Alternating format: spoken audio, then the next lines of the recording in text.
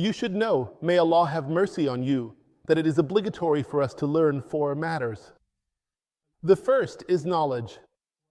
What is meant by knowledge is knowing Allah, blessed and exalted be He, and what is intended by knowing Allah by His names and attributes, glorified and exalted be He. He said, and knowing His Prophet, and knowing the religion of Islam. These are 3 things, knowing Allah, knowing the Prophet, and knowing the religion of Islam, meaning the laws legislated by Allah.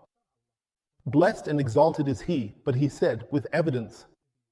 And this is one of the most important signs and distinguishing features of this blessed call to Islam, looking at the evidence, relying on the evidence, adhering to the evidence, following the evidence, and not favoring anything else, not following blindly, but rather with evidence.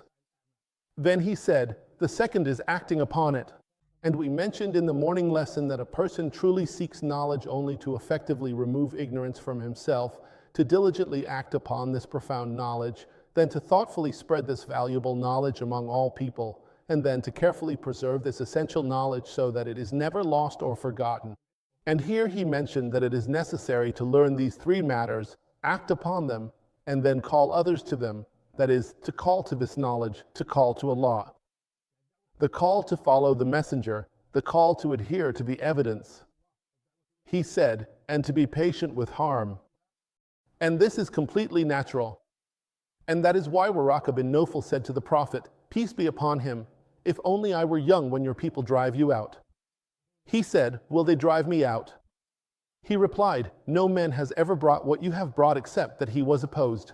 So, when a person brings his people something different from what they know, they oppose him, no matter who he is. And the Prophet, peace be upon him, was the most beloved person to the people of Mecca, and his family was one of the dearest and most respected families to them. Yet, even so, he, peace and blessings be upon him, was opposed to the point that they tried to kill him. So, patience is essential, and the author, may Allah have mercy on him, does not mean here the well-known types of patience, patience with fate, patience in obeying Allah, or patience in avoiding sin. Rather, what he means is patience on this path, the path of seeking knowledge, acquiring it, teaching it, and acting upon it. He means patience, and it falls under patience in destiny. It falls under the category of having patience in fate and destiny.